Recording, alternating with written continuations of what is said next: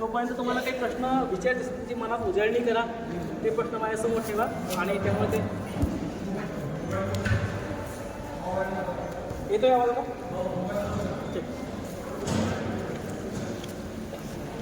बघा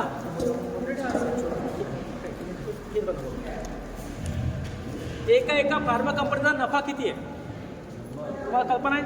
Pfizer company प्रति second 75,000 रुपये कमवते प्रति सेकंद. प्रति दिन नाही आहे, प्रति तास नाही आहे, प्रति वर्ष नाही आहे, एका सेकंदाला 75,000 रुपये. बायर कंपनी अमेरिकेची दुसरी कंपनी $50,000 कमवते.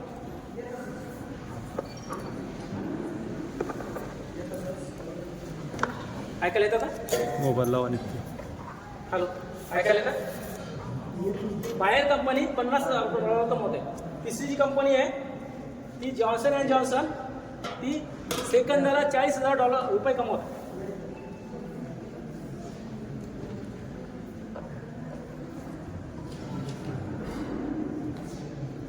आणि आपल्याला असं वाटतं की डॉक्टर ट्रीटमेंट करत आहे. बीपीची गोळी घ्या, शुगरची गोळी घ्या, कोलेस्ट्रॉलची गोळी घ्या, थायरॉइडची गोळी घ्या, ऍसिडची गोळी घ्या. डॉक्टर काय माहिती तुम्हाला? एमडी काय असतं? Marketing of drug. तर तुमचा डॉक्टर नाही आहे, मार्केट करण्यासाठी त्याला कंपन्यांनी नेमलेलं आहे. त्यांच्या तुम्हाला माहित आहे मेडिकल कॉलेजचा सगळा सिलेबस, सगळी प्रॅक्टिस, जगाची आरोग्याची सगळी सूत्र कोण ठरवतं? Pharma company. ICMR नाही ठरवत, भारत सरकार नाही ठरवत, आपला आरोग्य विभाग नाही ठरवत. फार्मा कंपन्या सांगतात की जगात मी कुठलं औषध घ्यायचं आहे, कुठलं चेकअप करायचं आहे, कुठली आर्टिफिशियल टेस्ट करायची आहे, कुठली अँटीजन टेस्ट करायची आहे, कुठल्या टेक्निक वापरायच्या आहेत. आणि सगळ्या डॉक्टरांचे कॉन्फरन्स या फार्मा कंपन्यांनी डॉक्टरांना सगळ्या कॉन्फरन्स फ्री असतात कंपन्यांतर्फे. हे माहीत असेल तुम्हाला. 5 स्टार 7 स्टार हॉटेल फ्री 7 दिवस, AC, कार, बंगलो, नगदी, हे सगळं तर तुम्हाला माहिती आहे. करप्शनबद्दल मी बोलत नाही आहे. करप्शनबद्दल तर तुमच्या पुण्याच्या डॉक्टर गद्रे आणि शुक्लांनी अख्खं पुस्तक लिहून काढलं आहे. आणि त्यांनी म्हटलंय, त्यांची इंग्लिशमध्ये काही मुलाखती पण आहेत, त्यांनी काय म्हटलंय की या देशामध्ये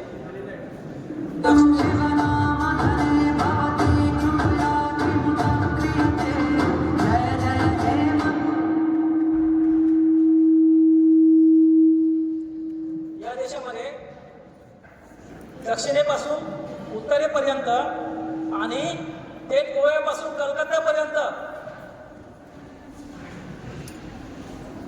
जर तुम्हाला प्रामाणिक डॉक्टर शोधायचं असेल तर जरा मायक्रोस्कोप घेऊन बघावं लागेल.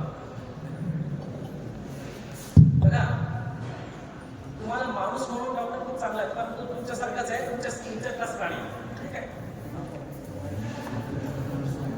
तो तुमच्यासारखाच आहे, म्हणून तुमच्या सोबत वागताना जगताना तो एकदम चांगला आहे. त्याच्याबद्दल दुमत नाही, कारण तो तुमच्यातलाच आहे, माझ्यातलाच आहे, माझा भाऊच आहे, तुमचाही भाऊच आहे. पण जेव्हा या प्रणालीमध्ये काम करतो तो तेव्हा अख्ख्या मानवतेच्या आरोग्याचा दुश्मन असतो, हे लक्षात. पण आपण त्यांना कधी प्रश्न विचारलेच नाही, त्यामुळे त्यांनी कधी स्वतःचं अवलोकन केलं नाही. आणि म्हणून ही जबाबदारी जितकी त्यांची आहे तितकी समाजाची पण आहे. कारण शेवटी याचं दुश्मन भोगणार कोण आहे? आपण समाज बघणार आहोत. नंतर ट्रीटमेंट नावाचा जो ड्रॉप आहे लक्षात घ्या की अनेकांना असं वाटतं की तापेच्या औषधी, सर्दीच्या औषधी ह्या घेतल्या पाहिजे. तुम्हाला माहिती आहे की 90% आपले आजार हे आपलं शरीर स्वतः ठीक करतं. कुठल्याही डॉक्टरची कुठल्याही गोष्टी गरज नाही, फक्त तुम्हाला थोडीशी काळजी घ्यावी लागते. समजा ताप आला तर जरा 2 दिवस आराम करा, तापेची गोळी नका घेऊ. पॅरासिटामॉलची गोळी घ्यायची का तापाला पण एकदम चुकीचं. तुम्हाला माहिती आहे जगातले 50% आजार हे तापेचं चुकीचं मॅनेजमेंट केल्यामुळे. ताप आल्यावर काय करायचंय? लंघनम परमौषधम, उपवास. 1 दिवस काही खाऊ नका, म्हणजे शरीराला सुद्धा काम करू द्या. ताप आला काय होतं? बॉडी पेन होतो, तुम्हाला काही खायची इच्छा होत नाही, खायची इच्छा होत नाही, कुठे जायची इच्छा होत नाही, कारण शरीराला त्या अवधीमध्ये काही काम करायचं असतं. पण नाही, मला ताप कसं काय शकतो? गोळी द्या तापेची, ताबडतोब ताप कमी करा. समाज बघा, जो समाज असभ्य आहे. मी मेडिकल शिकलो बोलतोय, मेडिकल शिक्षण ते झालेलं नाही, म्हणून त्याला सगळं ताबडतोब पाहिजे. कारण जी विद्यार्थी असभ्य असतात त्यांना काही अभ्यास करायचं नसतं वर्षभर, कॉपी बिपी द्या, पास करा, मार्क वाढवून द्या, झालं. तर समाजाला लगेच BP कमी करून पाहिजे, शुगर कमी करून पाहिजे, असं विद्यार्थ्यांना चालेल ना? म्हणजे समजा मार्क कमी आले तर तुम्ही तुमच्या मुलाचे मार्क वाढवून घेणार लगेच जाऊन काय करते? एखाद्या विषयात मार्क कमी आले तर मार्क वाढवून घेतले पाहिजे ना? काय केले पाहिजे? तुम्ही शिक्षकांकडे जाता, बसता, चर्चा करता, त्या विषयाचं कुठे तो कमी पडला त्याचा अभ्यास करता, हस्ताक्षर नव्हतं बरोबर, पाठांतर नव्हतं, लेखन नव्हतं, काय कुठे चुकलं, शहानिशा करता, वर्ष 2 वर्ष मेहनत देता आणि मग त्याचे मार्क वाढतो. बरोबर आहे? मग इथे BP लगेच कसं कमी करून पाहिजे? ताप कसा कमी करून पाहिजे? लगेच ॲसिडी कशी कमी करून पाहिजे? कारण डॉक्टरांनी हे शिकवलं समाजाला. डॉक्टरांनी, शिक्षकांनी या कॉप्या पुरवल्या. आता विद्यार्थ्यांच्या पाया पडा, ते अभ्यास करतील पुढच्या वर्षी. एकदा विद्यार्थ्यांना चुकीच्या मार्गाने पास केल्यावर त्यांना शक्य आहे पुढे अभ्यास करावं सांगणं. या रॉंग ट्रॅकवर डॉक्टरांनी टाकलं समाजाला. आणि म्हणून आज सगळ्याला ताबडतोब पाहिजे BP कमी करून, शुगर कमी करून. बघा, माझ्या डॉक्टरांनी गुण आला. आपल्याकडे बराच प्रचलित शब्द आहे की डॉक्टरांच्या ट्रीटमेंटमुळे गुण आला आणि लोक वेड्यासाठी धावत आहोत. तो गुण आवाजला काही नाही, दाबून आहे फक्त सप्रेशन. BP कमी करा, शुगर कमी करा, कोलेस्ट्रॉल कमी करा, ताप कमी करा, सर्दी कमी करा, गुडघेदुखी कमी करा, खाज कमी करा. पण जे दाबलं ते काय होणार? Suppression leads to sufferings. आज जे भोगतो ना समाज, घराघरामध्ये पेशंट, हे सप्रेशनचा परिणाम. आपल्याला तेव्हा फार चांगलं वाटतं, बघा डॉक्टर किती भारी आहे, ताबडतोब ताप कमी केला, उलटी कमी केली, संडास कमी केली, पोट कमी केलं. प्रत्यक्षात झालं काय? अंतिम परिणाम काय? अंतिम परिणाम आहे की medical science has made such a tremendous progress that no healthy man left in the society. माझं म्हणणं कळत आहे, मेडिकल सायन्सने इतकी प्रगती केली आहे की आता समाजात एकही निरोगी व्यक्ती शोधून सापडत नाही. कोण म्हणतोय? प्रोफेसर ऑल्डोस एक्सरे हा ब्रिटिश विचारवंत सांगतोय की मेडिकल सायन्सची इतकी प्रगती आहे की आता निरोगी व्यक्ती सापडणं कठीण. पुढचा मुद्दा आहे त्या सिस्टीमकडे काय आहे, म्हणजे ही सिस्टीम इतकी का फोपवली? जर हे सगळं खोटं आहे तर इतकं का फोपवलं? इतके चेकअप, इतके शेजारी हॉस्पिटल है ना, मेडिकल, लॅबॉरेटरी, फार्मा कंपन्या आणि इतकं सगळं पसरा, डॉक्टर, मेडिकल कॉलेज वगैरे. याचे 3 शस्त्र आहेत. एक आहे भय. Fear phobia is the biggest instrument in the hand of medical industry. कोरोनामध्ये काय केलं? टीव्हीला हाताशी धरलं, पत्रकारांना हाताशी धरलं, लोकांना, शासनाला, पोलिसांना हाताशी धरलं, कोरोना. मी माझ्या कोरोनाच्या पिरियडमध्ये कुठल्याही व्हॅक्सिन घेतलं नाही, कुठल्या तपासण्या केल्या नाही, कुठलाही मास्क लावला नाही, कुठलाही कुठे जाणं नसलं नाही. आणि मी हजारो लोकांना सर्टिफिकेट दिले की माझ्या पेशंटला व्हॅक्सिन द्यायचं नाही. माझं सर्टिफिकेट आहे, त्याला कुठल्याही जगात चॅलेंज.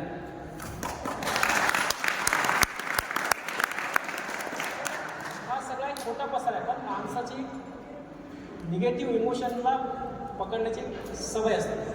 म्हणजे समजा बाहेर म्हटलं की त्याला साप निघाला तर इथं तुम्ही सावध होतं, जरा काही असेल काउंट केलं तर हे निगेटिव्ह इमोशनला कॅश केलं, म्हणजे भयाला, फिअर सायकोसिसला टूल बनवलं.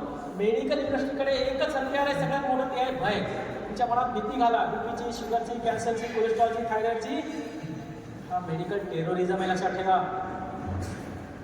हे टेररिझम लोकांच्या मनामध्ये आजारांची भीती घालून त्यांना आयुष्यभर चेकअप आणि औषध घ्यायला भाग पाडणं हा टेररिझम आहे, हा आतंकवाद आहे. आणि आतंकवादासोबत काय केलं पाहिजे तुम्हाला माहिती. तसंच मेडिकल इन्शुरन्सचं पण आहे की सरकारची जबाबदारी ती, स्टेटची जबाबदारी आहे लोकांचं आरोग्य सांभाळणं. तसं स्टेटची जबाबदारी सुरक्षा करणं पण आहे ना, लोकांची सुरक्षा करणं. सुरक्षेची जबाबदारी कोणाची आहे? शासनाची आहे, सेना आहे, पोलीस आहे, बरोबर आहे. आरोग्याची जबाबदारी सुद्धा शासनाची होती. शासनाने जबाबदारी झटकली, इन्शुरन्स कंपन्याला देऊन टाकलं की तुम्ही इन्शुरन्सचे क्लेम म्हणजे प्रीमियम घेत जा आणि यांना क्लेम देत जा. आता काय झालं, ज्यांचं क्लेम आहे ना मेडिकल इन्शुरन्सचा, डॉक्टरना माहीत पडलं की त्याचं बिल जर 500 निघायचं तर 50,000 निघतात. त्याला अनावश्यक ऑपरेशन, अनावश्यक भरती करणं, अनावश्यक आणि एक मोठा धंदा आणखी उभा राहिला इन्शुरन्सचा. तर हे मेडिकल टेररिझम हा एक भयानक प्रकार आता फार मोठ्या मोठ्या प्रमाणामध्ये आता हे इकडे आतंकवाद्यांनी आपले 10 लोक दिल्लीला माईक जवळ धरा माईक जवळ घ्या जरा. त्याबद्दल सगळ्यांनी खूप हळहळ व्यक्त केली. सगळ्या देशात प्रत्येक दिवस त्याच्या न्यूज होत्या. पण तुम्हाला माहीत आहे दररोज 700 लोक अमेरिकेत पॅरास्टमॉल नावाच्या गोळीने, क्रोसिनच्या नावाच्या गोळीने मृत्युमुखी पडतात. भारतामध्ये तर आकडेच उपलब्ध नाही किती जात असतात. कारण इथे डॉक्टरांना काही चॅलेंजच नाही. त्यांचं चांगला पेशंट गेला आणि डेड बॉडी तर लोक हात जोडून घेतात, पैसा पूर्ण वसूल. है ना, पैसे डॉक्टरचा कधी कमी नाही. ॲटोवाल्याने विचारणे जर तुम्हाला सोडलं नाही, गाडी पंक्चर झाली त्याची, तर तुम्ही त्याची 10 रुपये देत नाही. इथे मात्र पूर्ण देतात. ही गुलामी. नंतर अज्ञान, दुसरं शस्त्र आहे मेडिकल लॉबीकडे लोकांचं अज्ञान. लोकांना कायम अज्ञानात ठेवलं आहे की तुम्ही आजारी का पडता, तुमचा बीपी का होतो, शुगर का होतो, कोलेस्ट्रॉल का होतो, ताप का येतो, सर्दी का होते. हे मित्र लोक आहेत. ताप, सर्दी, खोकला, कफ है ना, उलटी, जुलाब, हे काय ते मित्र आहेत. रिपेअरिंग आहे. याच्यासाठी औषधाची कुठं गरज आहे? त्यासाठी तुम्ही फक्त प्रिकॉशन घ्यायची गरज आहे. आणि 90% लोकांना याच्यासाठी औषध दिली जातात. सर्दी थांबवली जाते, ताप दाबला जातो, उलटी थांबवली जाते. आता मला सांगा, उलटीमधून जे बाहेर पडतं ते चांगलं असतं काय? ते घाण आहे, शरीराला नको आहे, पुढं बाहेर काही नाही, ताबडतोब थांबवा. जुलाब ताबडतोब थांबवा. है ना, सर्दीमधून जे बाहेर पडतं विष आहे, नाही ताबडतोब थांबली पाहिजे. तुम्ही नसेल तर आम्ही दुसऱ्या डॉक्टर जातो. हा अज्ञानाचा सोम घेतला समाज. ज्याला बरं वाटणं आणि बरं होणं यातला फरक कळत नाही. बरं वाटेल तुम्हाला औषधं घेतल्याने, पण तुम्ही कधी बरे होणार नाही. उलट तुमचे आजार वाढतच जातील. आणि आज ते चित्र जगात स्पष्ट होते 10-20 वर्षामध्ये. आणि म्हणून हे जे बरं वाटणं आणि बरं होणं यातला फरक समजून घ्या. डॉक्टरला नक्की विचारा की तुमच्या औषधाने बरं होणार आहे की फक्त बरं वाटणार. तसं एवढा प्रश्न विचारला तरी डॉक्टरची त्याला कळतं की आपण काय करतोय. विचारायला भाग पाडा. प्रश्न विचार नाही. बघा, जो समाज प्रश्न विचारत नाही तो जिवंत समाज नसतो. आणि म्हणून या समाजाला ही प्राणशक्ती ओतण्याचं काम राजीवजींनी केलं. ते आपण सगळ्यांनी पण करायचं. ती खरी श्रद्धांजली राजीवजी. या समाज का नाही प्रश्न विचारत? प्रश्न विचारणारा समाज, प्रश्न विचारणारा स्वतः जिवंत स्वतः असतो. आणि तुमच्याकडून पण ती अपेक्षा आहे. त्यानंतर स्पेशलायझेशनबद्दल मी तुम्हाला सांगितलं की स्पेशलायझेशन का पाहिजे. प्रत्येकाला MD का व्हायचं आहे, MS का व्हायचं आहे, सुपरस्पेशालिटी का पाहिजे. तुम्हाला माहीत आहे, एकदा समजा बीपीचा पेशंट आहे, शुगरचा आहे, कोलेस्ट्रॉलचा आहे, थायरॉईडचा आहे, एलर्जीचा आहे, ॲसिडिटीचा आहे, गुडघ्यादुखीचा कशाचा आहे, त्याला बरं नाही करायचं, त्याला गोळी देत राहायची. म्हणजे काय व्हायला पाहिजे, त्याला 4 गोष्टी आहेत. एक आहे निरोगी व्यक्ती जो आता सापडणं दुरापास झाला आहे. दुसरा आहे त्याला काही त्रास होत आहे, तो डॉक्टरकडे जातो कुठल्या त्रासासाठी. डॉक्टर त्याला काय करतो, त्याला एक गोळी देतो, गुडघेदुखीची, ॲसिडिटी, बीपीची वगैरे सगळी जी असेल. आणि आता तो काय करतोय, त्याचा आजार नाही ठीक केला आहे, फक्त आकडे नॉर्मल केले आहे, तर त्रास कमी केला आहे. आता तो 3ऱ्या स्टेपवर जातोय, क्रोनिक. म्हणजे त्याला आजाराचा त्रास नाही आहे. आता काही बीपीचा, शुगरचा, कोलेस्ट्रॉलचा, थायरॉईडचा हे त्रास नाही आहे, पण आजार तसाच आहे. आणि एक केमिकल घेतो आहे. आता या केमिकलमुळे आणि आजारामुळे त्याला दुहेरी मार पडतो आहे. आणि 3री स्टेप ते organ failure, kidney fail, liver fail, heart fail, lung fail, brain stroke, dialysis, है ना, गुडघे खराब, किडनी, लिव्हर खराब. हे का एकासाठी. आणि मग याच्यासाठी सगळे हॉस्पिटल. कारण तिथे तुम्ही 50 वर्षात मिळली कमाई 5 महिन्यात 5 दिवसात देऊ नका. त्याच्यासाठी सगळी व्यवस्था आहे. म्हणून स्पेशलायझेशन सगळ्याला करायचं आहे. शपथ आहे डॉक्टरांना, पहिल्या दिवशी शपथ दिली जाते मेडिकल कॉलेजच्या डॉक्टरांना की आजारी लोकांकडून पैसा नाही काढायचा. आजारी लोकांकडून पैसा नाही काढायचा शपथ दिली जाते. आणि बरोबर याच्या उलट त्याला कसं ना कसं ICCU पर्यंत पोहोचवायचं. म्हणून प्रत्येक डॉक्टरला ICCU, कारण 90% कमाई हॉस्पिटलची ICCU मध्ये. किती बिल करा, किती चेकअप करा, किती भरती ठेवा, किती काही पण करा. तर ही ICCUची जी व्यवस्था आहे ही इझी वे टू हेवन, स्वर्गात जाण्याचा पण सोपा मार्ग आहे तसा. पण प्रत्यक्षात म्हणजे रिअल टॉर्चर टू दी पेशंटला तो टॉर्चर आहे लक्षात ठेवा. समजा तुम्ही कल्पना करा की तुम्हाला ताप आला आहे किंवा काही त्रास होत आहे, तर तुम्हाला सगळ्यात आधी काय हवं आहे? सगळ्यात आधी तुम्हाला तुमची जवळची व्यक्ती हवी. सगळ्यात प्रिय व्यक्ती तुम्हाला हवी आहे. तुम्ही कुणाला आवाज देता? आईला, पत्नीला, भावाला, बहिणीला, वडिलाला? कोण हवं आहे तुम्हाला? औषध हवं, कारण ते खरं औषध. आणि ICCU मध्ये याच्यापासूनच तुम्हाला दूर ठेवलं जातं. टाकला की नाही आपण म्हटलं जाऊ नका. अरे पेशंट माझा आहे, पैसे मी देतोय, सर्व्हिस देतोय, सगळं करतोय, मला जाऊ नको. नाही, डॉक्टर साहेब जाऊ नका. आणि समाज वेड्याकर सगळे आज्ञा पाळत राहतो. अति बोलसटपणा आपल्याला अंगाला हे चालतं. तर डॉक्टरांनी लोकांच्या आजारांचा तमाशा बनवला आहे. त्यांना ठीक नाही केलं कधी, त्यांना त्यांचे आजार वाढू दिले. आणि मग जेव्हा त्यांच्या काही गाडीवर पिंगाले तेव्हा काय झालं माहिती आहे? या देशात जन्माला येण्याआधी सिजर करून डॉक्टरला 50,000 लाख रुपये दिल्याशिवाय प्रवेश नाही. जगताना आयुष्यभर चेकअप करायचं आहे, औषधी घ्यायच्या आहेत, निरोगी राहून जगणं गुन्हा आहे. मरताना ICU मध्ये भरती व्हायचं, 50 वर्षात केलेली कमाई तिथे द्यायची आणि मग जायचं. ICU शिवाय जाणं, मृत्यू पत्करणं हा सुद्धा गुन्हा आहे. मनाई आहे त्याला. तुम्हाला ICU मध्ये जावं लागेल आणि आपली माणसं सेवेच्या नावाखाली त्यांना तिथे भरती करतात आणि मग बाहेर उभे डॉक्टर काय सांगतात, डॉक्टर काय सांगतात. किती खोळेपणा. कोण दूर करणार समाजातलं हे अन्याय? कोण दूर करणार? थांबायचं सगळ्यांची इच्छा असेल किती वेळ आपली लागणार. पुढच्या त्यानंतर इमर्जन्सीचं सगळं तुम्हाला कळलं पाहिजे. बऱ्याच लोकांना असं वाटतं की बाबा इमर्जन्सीमध्ये काय, ॲक्सिडेंट झालं तर काय किंवा असं काय तुम्हाला माहिती आहे. एक फक्त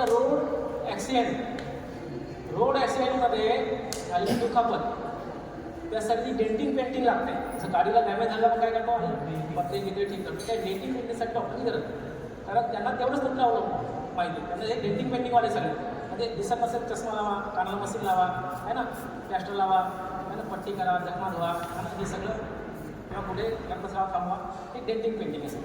तर डेंटिंग पेंटिंगसाठी हॉस्पिटल आवश्यक आहे, कारण मशीनी युगाची देण आहे. ॲलोपॅथिक आहे मशीन युगाची देण आहे. ती काय, साधा फिजिक्स आणि केमिस्ट्रीचा विकास झाला आणि त्यासोबत ॲलोपॅथीचा विकास झाला. उद्देश काय होता की त्या काळामध्ये जे स्वस्त लेबर हवं होतं. ताप आला का गोळी घे कामाला, BP वाढलं का गोळी घे चल, है ना, स्वस्त लेबर. ते दुखण्यापेक्षा वेळ नको का, उद्या काय कॅन्सर म्हणून मरशील मरू दे, आज गोळी घे कामाला लाग. सर्दी झाली का गोळी घे कामाला लाग, है ना, गुडघा दुखतो का गोळी घे कामाला लाग. लेबरसाठी होतं. आपण स्वीकारली, डोक्यावर घेतली, मिळवली, है ना. तर ICCU मध्ये एक आणखी लक्षात घ्या की ICCU मध्ये कुठलेही आजार ठीक होत नसतात. ICCU फक्त सपोर्ट आहे आणि तोही सपोर्ट कुठपर्यंत, जोपर्यंत तुमची जीवनी शक्ती उत्तम आहे. तुम्ही जे आधी जगलेलं आहात ते जर चांगलं जगलेलं असेल तर तुम्हाला बिना ICCU सुद्धा तुम्ही राहू शकता किंवा ICCU मध्ये सुद्धा तुम्ही राहू शकता. तो फक्त तुम्हाला एक कृत्रिम आराम आहे, पण प्रत्यक्षात कुठल्याही व्हेंटिलेटरने तुम्हाला 2 श्वास सुद्धा जास्त घेता येत नाही. तुमचं 1 सेकंद सुद्धा आयुष्य वाढवता येत नाही. कुठल्याही ऑक्सिजन मशीनने, कुठल्याही इंजेक्शनने, कुठल्याही औषधाने तुमचं आयुष्य बदलता येत नाही. आणि असं असतं तर मग अनेक डॉक्टरांना कमीत कमी डॉक्टर वाचू शकले असते. गौरव गांधीला वाचवता आलं असतं, नीतू मांडकेला वाचवता आलं असतं. नीतू मांडके जाऊन तुम्हाला माहिती आहे. स्वतःच्या हॉस्पिटलमध्ये सगळा स्टाफ हजर असताना कसं काय केलं हो? जर हार्टचा डॉक्टर आपल्या हार्टची काळजी घेऊ शकत नसेल तर इतरांना त्यांचं हार्ट कशाला लागणार केलं? का नाही कळणार निर्लबास? इतकं तर नॉलेज अपेक्षित आहे केले की स्वतःचं हार्ट चांगलं राहावं. जर तुम्ही हार्टचे सुपर स्पेशलिस्ट आहात तर तुमच्यामुळे तुमचं स्वतःचं हार्ट चांगलं राहील एवढी अपेक्षा समाधानी करावी की नाही करायची? उभेरी पडत आहेत. मी आधीच सांगितलं तुम्हाला की हे सगळं उदाहरण आहे. आणि म्हणून हे जर चिकित्साशास्त्र असतं तर चित्र वेगळं असतं. म्हणून आजचा जो विषय की वैद्यकशास्त्र नाही आहे, हे वैद्यकशास्त्र नाही आहे, हा खेळ आहे फक्त. हा क्रूर खेळ आहे जो मानवतेवर लादला गेला आहे. ही क्रूर थट्टा आहे मानवतेची. ताप कशाने आला, सर्दी कशाने झाली, BP कशाने वाढला, कोलेस्ट्रॉल कशाने वाढला, थायरॉइड कशाने वाढला, शुगर कशाने वाढला, याचा विचार अजिबात करायचा नाही आणि एक गोळी लावून द्यायची, कारण त्या गोळीमागे कमिशन आहे. तुम्हाला आधी सांगितलं की एक गोळीमागे किती कमिशन आहे तुम्हाला माहीत आहे. मेडिकल स्टोअर हे हॉस्पिटलचं सगळ्यात मोठं उत्पन्नाचं स्रोत आहे. आणि म्हणून अनेक डॉक्टर स्वतःचं मेडिकल स्टोअर घालतात. अनेक डॉक्टर स्वतःचं मेडिकल स्टोअर आहे. इतकंच नव्हे, अनेक डॉक्टरांच्या स्वतःच्या फार्मा कंपन्या आहेत, कारण ते सगळं वेस्टेजपासून तयार केलं. मी सुरुवातीला सांगितलं की मेडिकलमध्ये जे उपलब्ध आहे ते सगळं काय, ते वेस्टेजेस आहेत. जे गाड्यांमध्ये पण नाही वापरत ना पेट्रोल डिझेल रॉकेल, त्याचं जे वेस्टेज उरतं ना ते सगळं मटेरियल त्या मेडिसिनमध्ये. आणि तुम्हाला हवं असेल तर रिसर्च करा. गुगल आहे, यूट्यूब आहे, सगळ्या गोष्टी. मी रिसर्च केलं आहे म्हणून सांगतो. आणि याच्यावर संशोधन पण झालं आहे. डगलस मॅरेज नावाचा वॉशिंग्टन डीसीचा जेनेटिक्सचा प्रोफेसर याने 20 वर्षाच्या अध्ययन केलं. यांनी MITची स्टडी याचं नाव आहे. त्यांनी काय केलं की औषधासोबत समजा बीपीची, शुगरची गोळी याच्यासोबत एक चीप लावली, सूक्ष्म चीप लावली. आणि ती चीप ही सांगेल की तुमच्या शरीरात गेल्यावर तुमच्या शरीर औषधासोबत कसं रिॲक्ट करतं. तर ते संशोधन असं सांगतं की प्रत्येक केमिकल औषधाच्यासोबत शरीर हे शत्रूप्रमाणे ट्रीट करतात.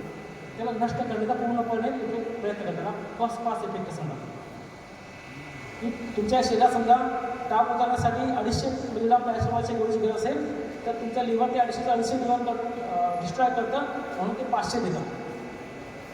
मग ते काय करतं, लिव्हरला बायपास करून आत जातं.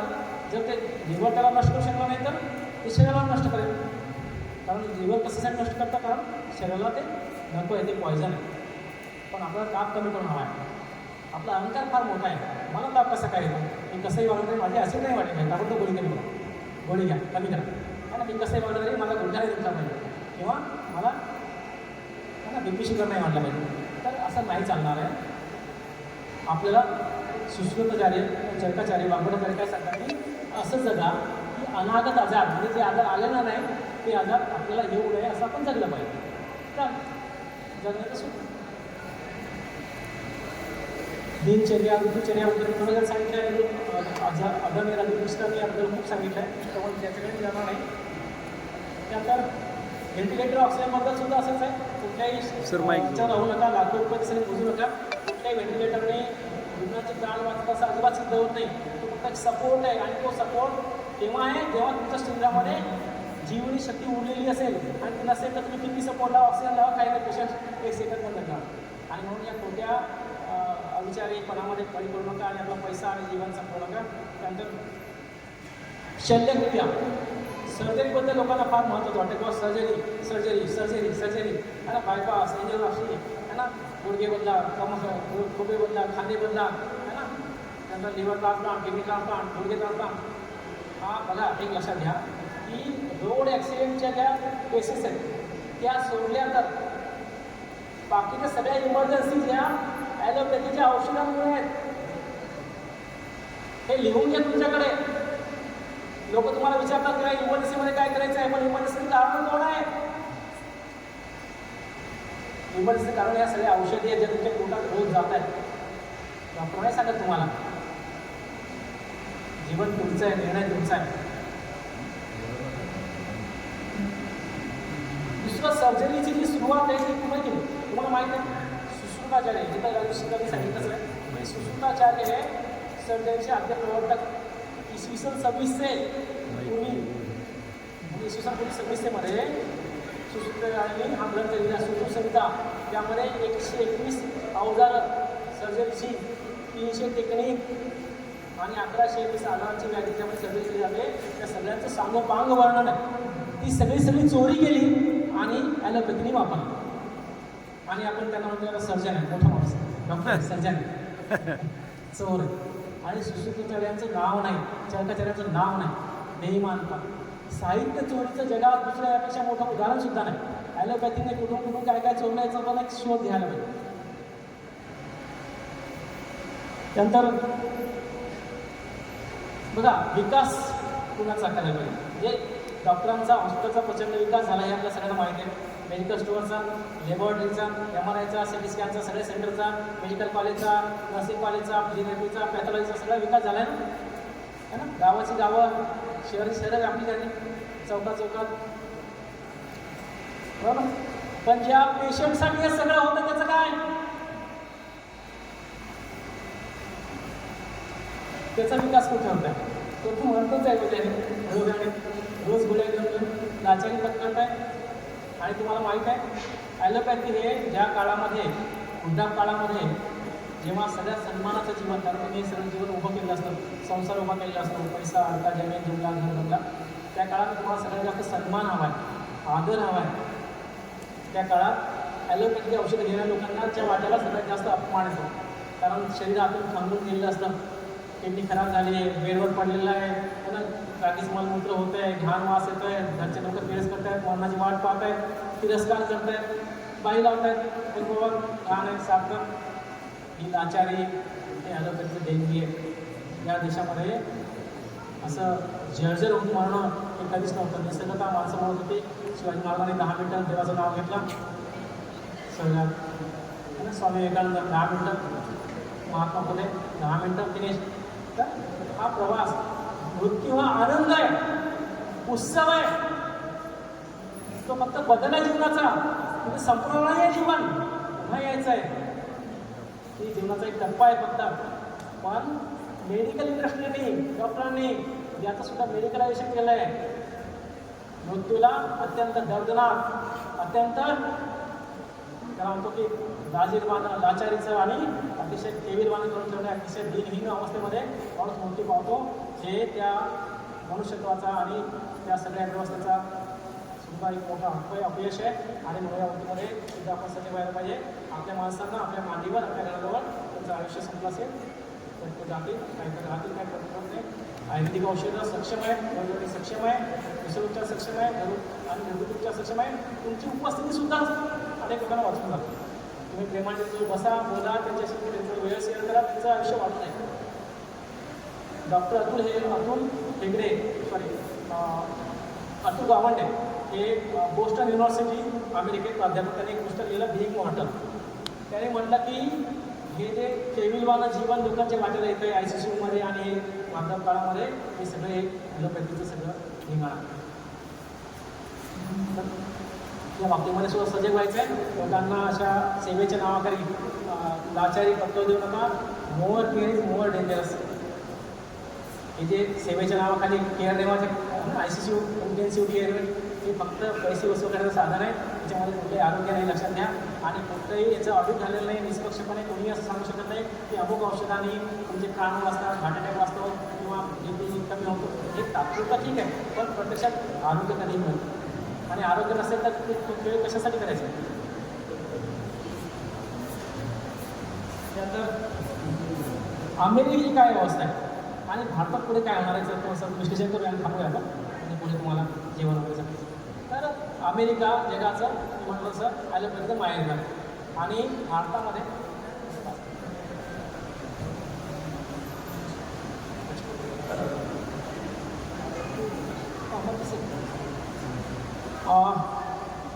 अमेरिकेची काय अवस्था आहे? अमेरिकेमध्ये म्हणजे भारतामध्ये प्रति व्यक्ती सरकारचा खर्च किती आहे? 3500 रुपये प्रतिवर्षी. एका व्यक्तीवर भारत सरकार 3500 रुपये खर्च करते. पब्लिक खर्च करतो तो वेगळा, पण भारत सरकार. पण अमेरिका आपल्या नागरिकांवर किती खर्च करते? कल्पना आहे तुम्हाला? आहे कल्पना? 12.5 लाख रुपये.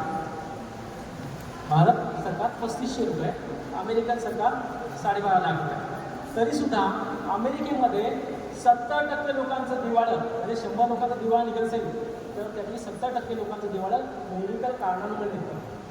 आजारी पडला की दवाखाने, उपचार, औषधी, सर्जरी या सगळ्यांमुळे 70 लोक कंगाल होतात. आणि भारतातसुद्धा सुमारे 5 कोटी लोक दरवर्षी, हा माझा आकडा नाही आहे, नीती आयोगाचा आकडा आहे, 5 कोटी कुटुंब लोक दरवर्षी दारिद्र्य रेषेखाली, म्हणजे मध्यम वर्गातून दारिद्र्य रेषेखाली ढकलले जातात मेडिकल उपचारामुळे. एकदा जर ऑपरेशन करायला लागलं 6 महिन्याचं बजेट परवडतं. बरोबर आहे? तर एक भयंकर चित्र आहे. भारत सरकार आता पुढे काय अवस्था होणार? म्हणजे समजा आपण ही व्यवस्था अशी सुरू ठेवली, आता जे सुरू सगळं जर सुरू राहिलं तुमच्या माझ्या डोळ्यासमोर, तर काय होणार आहे? काय नाही, कोट्यावधी लोक बायपाससाठी, एंजिओप्लास्टीसाठी लाईनमध्ये लागतील, डायलिसिससाठी, किडनी ट्रान्सफरसाठी कोट्यावधी लोक हॉस्पिटलच्या एक्झाम मारतील, आहे ना. कोट्यावधी लोकांचं गालबॅटर काढलेलं असेल. आणि महिलांना तर 40 नंतर गर्भाशय काढून टाकण्यात नियम झालेला असेल, नाही आता गर्भाशयाचे काम नाही, काढून टाका, ऑपरेशन करा, पैसे द्या, है ना. तर लक्षात घ्या की इथे भारतामध्ये जर असं झालं तर समजा जगाच्या सर्व जगांनी भारताला संपत्ती दिली, पैसा दिला, डॉक्टर दिले, हॉस्पिटल दिले, सगळं दिलं, तरीसुद्धा या देशाच्या लोकांचं आरोग्य बिघडल्यानंतर त्याला ठीक करणं अशक्य. अच्छा, ॲक्सिडेंट झाल्यानंतर त्याची गॅरंटी घेते कोणाला की नाही आता आम्ही पूर्णपणे ठीक करू? मार्ग एकच आहे, आपल्याला अंधाराचा मार्ग सोडावा लागेल, प्रकाशाकडे जावं लागेल. आरोग्याची वाटचाल करावी लागेल. आरोग्य क्षमक्षणी तुमच्याकडे. तुम्ही सरळ बसला तरी आरोग्य आहे, त्याला 2 टाळी वाजवला तरी आरोग्य आहे, त्याला पायी चालला तरी आरोग्य आहे, त्याला उभं बसला तरी आरोग्य आहे, त्याला हिरवळी चाललं तरी आरोग्य आहे, योग केलं तर आरोग्य आहे, प्राणायाम केलं तर आरोग्य आहे, मेडिटेशन केलं तर आरोग्य आहे, आयुर्वेदिक दिनचर्या पालन केलं तरी आरोग्य आहे, जरा प्रसन्न राहिलं तरी आरोग्य आहे, पॉझिटिव्ह थिंक केलं तरी आरोग्य आहे. 24 तास आरोग्य तुमच्या खिदमतीला हजर आहे. आजारी माणूस कधी कधी पडतो, पण आरोग्य 24 तास तुमच्याकडे आहे. ते आरोग्य फक्त जोपासायचं आहे, त्याच्याबद्दल सजग व्हायचं आहे, सावध व्हायचं आहे. कुठलाही त्याग करायची गरज नाही, कुठलाही वेगळा वेळ काढायची गरज नाही, कुठलं काही करायचं नाही. फक्त माझं आरोग्य बिघडणार नाही असा आहार, असं जीवनशैली जगण्यासाठी हळूहळू स्वतःला तयार करायची. तुम्हाला पूर्ण वेळ, तुम्ही वर्ष 6 महिने 2 वर्ष 5 वर्ष स्वतःला तयार करा की मला आणि माझ्या कुटुंबाला त्याचं आरोग्य चांगलं राहील, त्यासाठी मला आता थोडं सावध राहील. आता असं नाही चालणार की आता आजारी पडलं की जाऊन आपण खऱ्याने चेकअप करू. तर एवढं साधं विषय आहे की आरोग्य हे चालेल. आता आपण रोटेट घातला असाल तर आपण काही प्रश्न तयार झाले असतील तर थोडंसं जेवताना विचार करा आणि मग तुम्ही जर आता विचारणार असाल तर आपण प्रश्न आताही तुम्ही विचारू शकता.